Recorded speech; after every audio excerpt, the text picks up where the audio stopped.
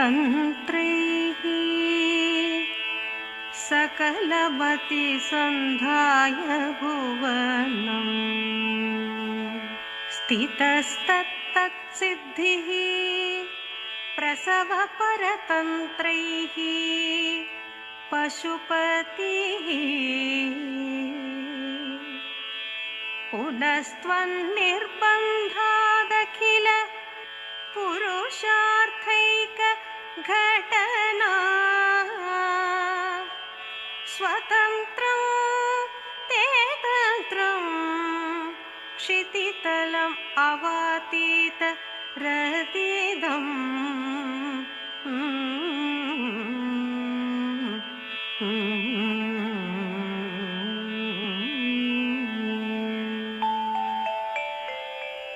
இந்த ஸ்லோகத்தை ஜபித்தால் ராஜவசியமும் பொன் பொருள் மனைவி மக்கள் வீடு வாகனம் போன்ற சகலவிதமான செல்வமும் உண்டாகும்.